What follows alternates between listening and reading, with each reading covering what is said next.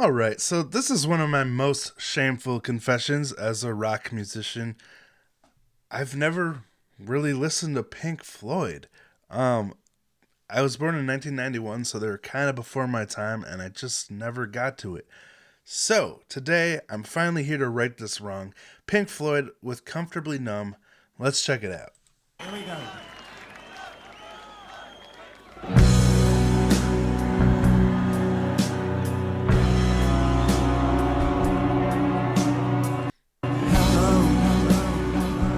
Is there anybody in there? Just not if you can hear me. Is there anyone at home? Come on now. I hear you feeling down. Well, I can ease the pain and get you on your feet again. Relax, relax, relax, relax. I need to So atmospheric. first. Just the basic facts. Can you show me where it hurts? There is no pain you are receiving. The distant ships go on the horizon. You are only coming through in waves. Your lips move, but I can't hear what you're saying. When I was a child, I had a fever. My hands felt just like two balloons. I really love this when he comes in. The guitarist comes in with the voice. Okay, this is where I'm really going to be embarrassed because I know, like, these names, David Gilmour, Roger Waters, they're like legendary rock star names, and every time people talk about them, I'm like, yeah, but I really don't know what they're talking about. So is Dave? I think David Gilmour's a guitarist, right? That's singing with the maple neck, because I always hear him mentioned when talking about guitarists. Anyway, loved it when he came in with the singing and just gave the song a fresh feel after the more spoken word stuff in the beginning that was more like setting a tone, like putting you in to the story of what's happening here, and just a total feel change up that felt really nice. Also, that maple neck on that. That is such a nice looking maple neck. Like, oh, that's my favorite kind. And this goofy dance here too. I love that. Love it when the bands have a sense of humor. Now I've got that feeling once again. I can't explain, you will not understand. This is not how I am. I have become comfortably numb. Drummer's just losing the headphones. Headphones are rough to use for in-ear monitors live because they let so much sound bleed through and you don't really hear the mix that's coming through. So I understand why he tossed those off. Interesting choice, though, to start with those. Comfortably numb. All right, here we go.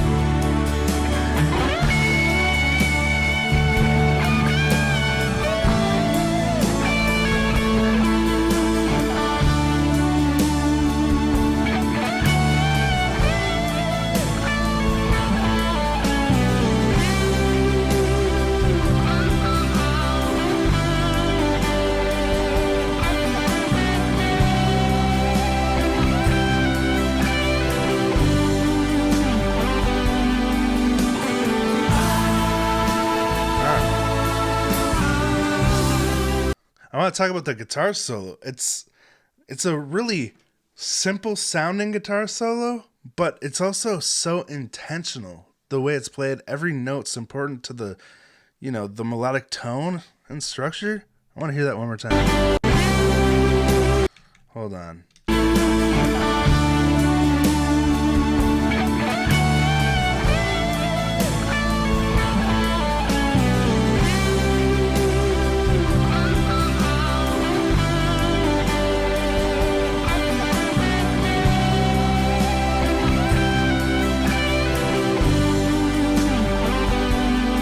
Those bends are so gentle. Like, they really ease you in. It feels so different when you can tell it's controlled, bending into the precise notes instead of just like doing vibrato just to do it.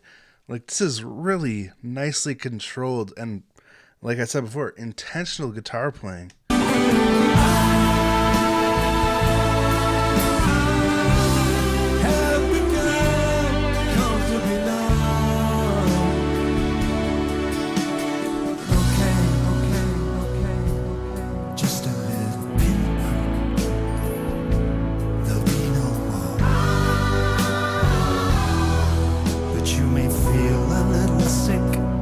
He's got a cool voice, too. Can you stand up, stand up, stand up, stand up? I do believe it's working good. That'll keep you going through the show.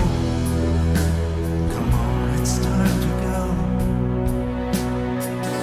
There is no pain, you are receding. A distant ship smoke on the horizon.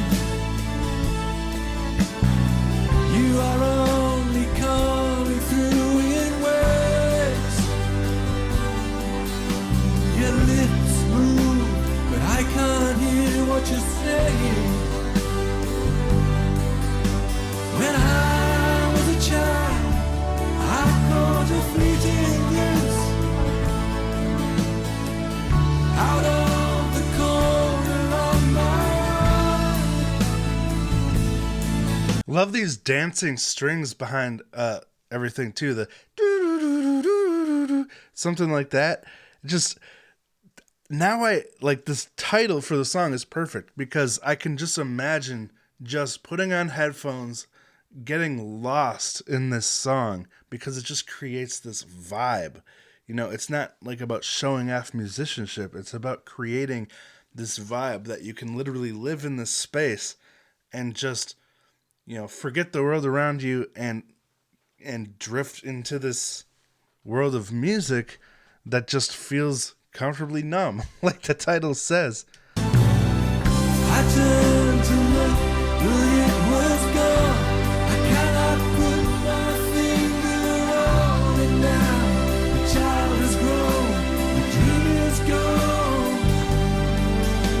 I have become comfortably numb. Ooh, that posture is that's not sustainable. Wonder if you're just leaning forward to see someone, but that makes my back hurt just looking at it. It reminds me of that Buddy Rich, you know. But anyway, maybe he's just leaning forward for something.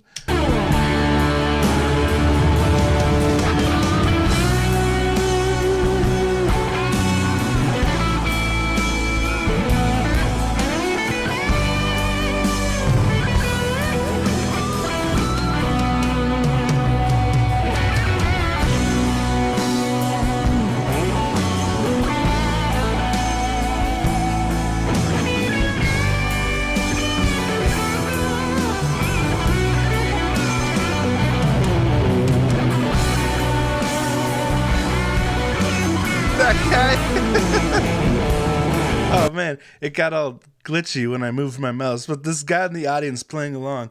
And while I have it paused, just gotta say, love how every instrument in the band during the solo is serving the main purpose of maintaining this comfortably numb tone. The drum fill, that it was like perfect. It wasn't too flashy. There wasn't a bunch of fast trills in it because it's serving this purpose of maintaining this vibe. Okay, I'm going to start this solo over because this is so good.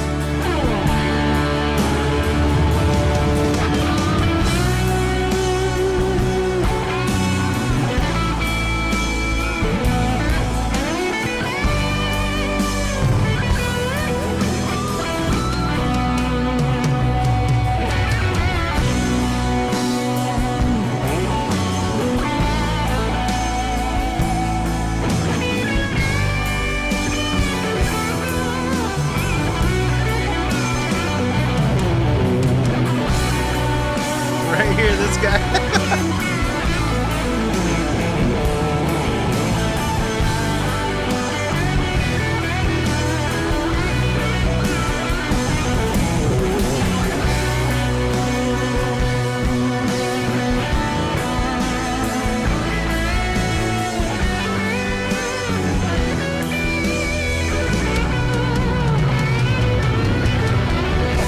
Tasteful.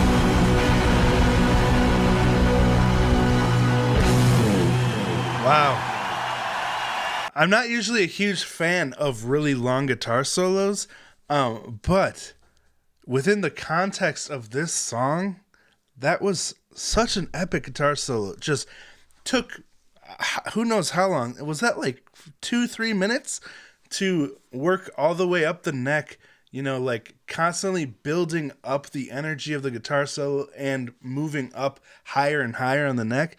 And then also showing that it's not about how many notes you play, how many different notes you play. It's about knowing how to dance around between like the 5 notes of the pentatonic scale and then tastefully add in some of those 2s and 6s to give it some flavor and really just, I mean, again, creating that atmosphere, creating that universe that you can escape to.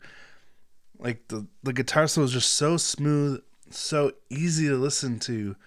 And 7 minutes just flew by because this song is just, yeah, you know what I'm saying. You could feel it. I don't have to describe it.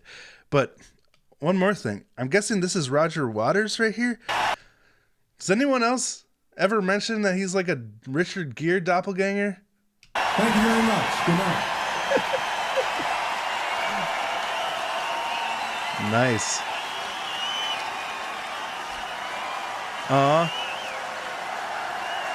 Cool.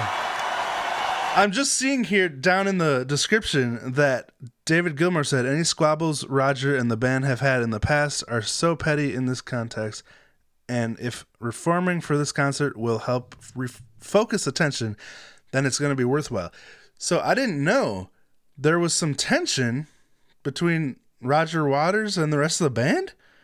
So it's cool to see them, you know, like it looked like this wasn't planned. Like he motioned him over here. Like, come on, buddy. Like, how sweet is that?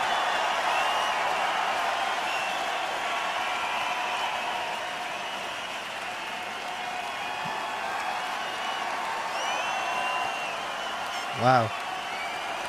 It's like I know I'm watching Legends right now.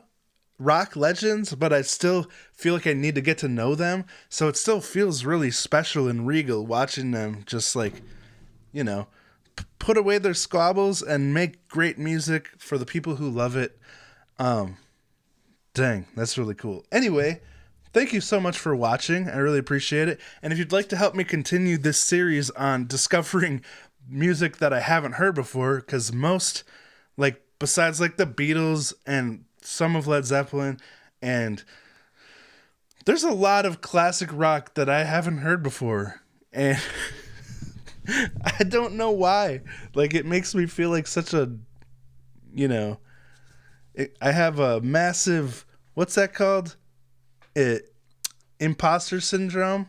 Is that what it's called? When it comes to music that's pre 1990, besides the Beatles, who I was obsessed with, and some Zeppelin and stuff. But other than that, man, I have a lot to discover, a lot to learn, and this was really cool. This gives me a new perspective on music that I'm not used to seeing. It's just not trying to rush through something that's going to be attention grabbing and showy and like catchy, but instead taking your time, creating a vibe, just giving people a world they can live in for 7 minutes and a feeling they can have, you know? It's really cool. Anyway, that's where I'm going to wrap this up. So thanks for watching. I'll talk to you next time.